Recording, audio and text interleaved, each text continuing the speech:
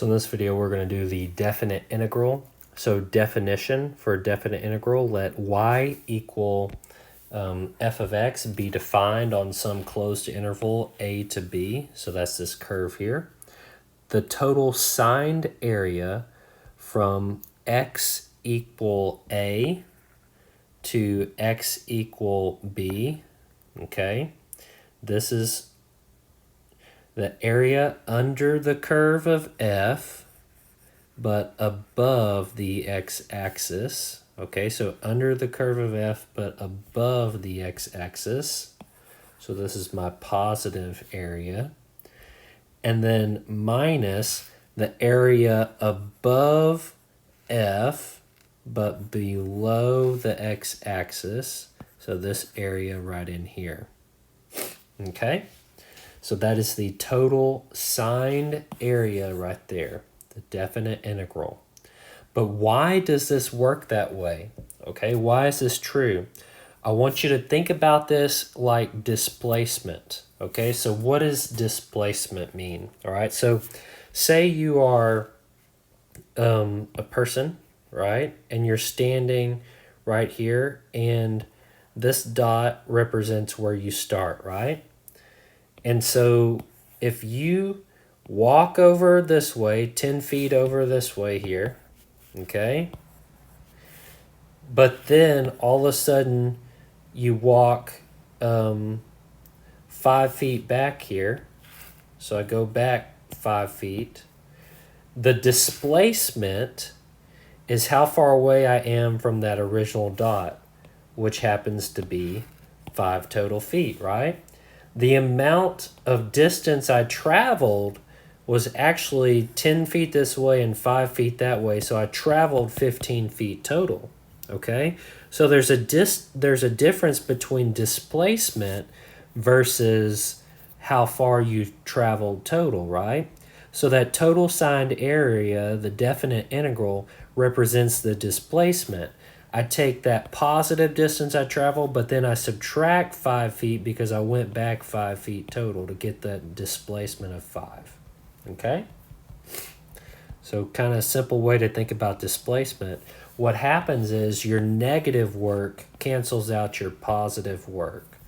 So in terms of this picture here, I add these two areas together, but then I subtract this blue area away from the two red areas.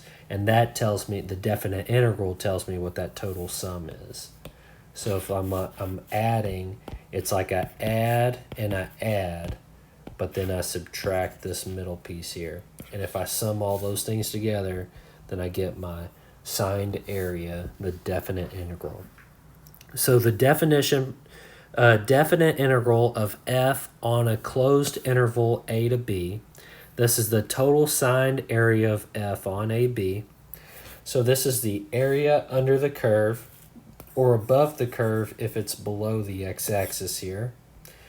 And this is defined to be the integral from a to b of f of x dx. Okay, the integral from a to b of f of x dx. This is the definite integral.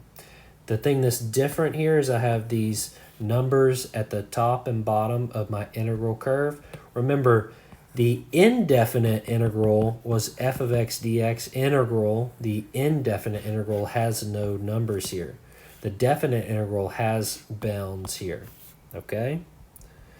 So once again, the indefinite integral produces a function like x squared over 2 plus c. The definite integral produces a number like the total signed area.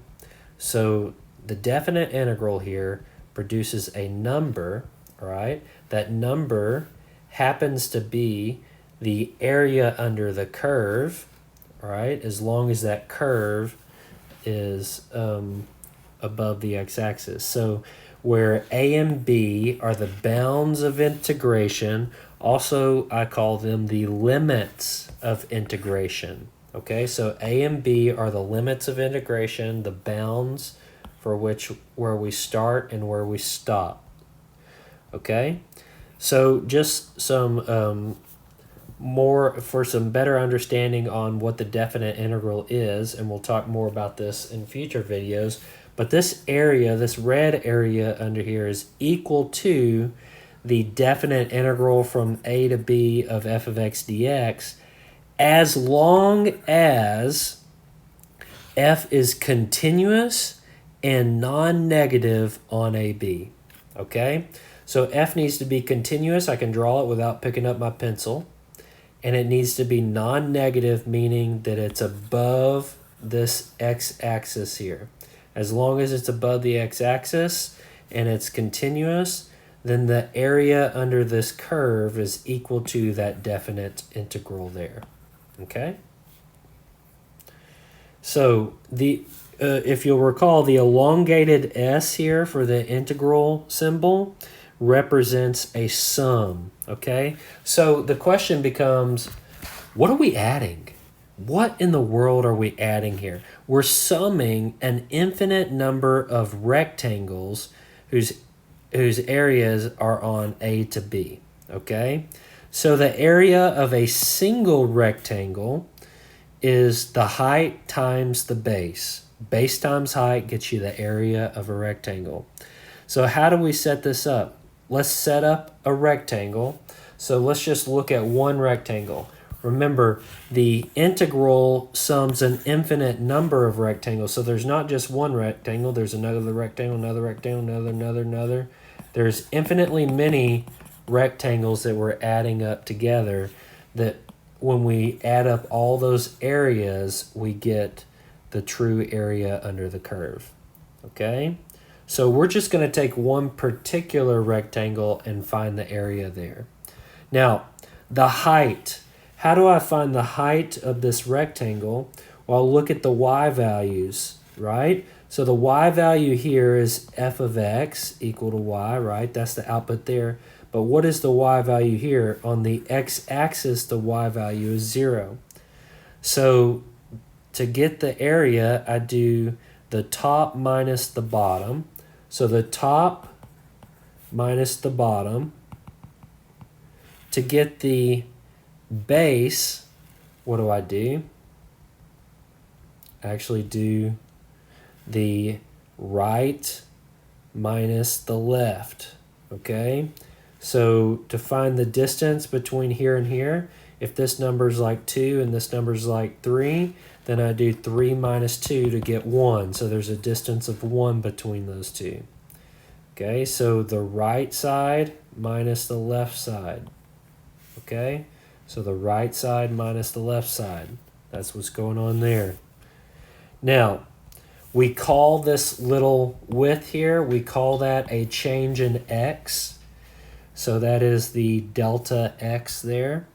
Kind of like when we talked about the derivative, we did that tiny little change in x. So once again, the top here is your function f of x, and the bottom here is your function y equal to 0. So f of x minus 0 for the height, and then the right minus the left produces this delta x here, the change in x. So what does this simplify to? It's f of x times delta x for the area of one rectangle. Now, we don't just want one rectangle. What we want is to add all of the rectangles. The elongated S is the sum, right? And the sum tells us to start at x equal to A and finish at x equal to B. So I want to add all the rectangles starting at A, all the way out to B. Add all of the infinitely many rectangles whose delta x width is increasingly smaller and smaller towards 0. Okay, the smaller my delta x gets, the smaller the width gets, and the more rectangles I can fit into my infinite sum. So I'm adding, this tells me I'm adding infinitely many rectangles between A and B. And so let's go back to what we were talking about earlier. We had a negative area here. Why is the area under the x-axis negative, okay? But the area here, what we found was as long as we were in that positive range, we found that we had this positive integral here, okay? So it was equal to the area as long as we were continuous and non-negative, okay? So let's take this scenario where the curve is under the x-axis, kind of like it was here. The curve is under the x-axis. So let's do the area of one rectangle. So I draw a rectangle here, and area top minus bottom, right, times my delta x. My width is delta x, okay, the base of that rectangle. Now the top here is different than the top here. The top for this one was f of x. The bottom was 0, right? But what's going on here? The top now is y equal to 0, and the bottom is f of x equal to y, right? So the top is 0 minus, and then the bottom is f of x. So now when I simplify this, I get negative f of x dx. You see the difference here from this versus this here? It's always top minus bottom, and then right minus left. So for calculating an area, right, of a rectangle. So what does this simplify to? If I integrate, I sum. This is a sophisticated way to say I'm going to add up everything from where? From A to B. Okay, that's the A to the B there. Okay, that's what we're talking about. So this negative in here, I can use my constant of integration rule, which says that the negative can come outside the integral. So the integrand's negative inside comes outside. That constant multiple rule pulls the constant out. So what does this tell me? The definite integral is negative when area of the region is below the x-axis. Okay, so we're below the x-axis here, then that area produced here is negative. So hopefully this kind of gives you an introduction into the definite integral, and I'm going to zoom out here so you can see this all in one shot, all right? But yep, there's a good summarization, and we'll go more into the theory of this in another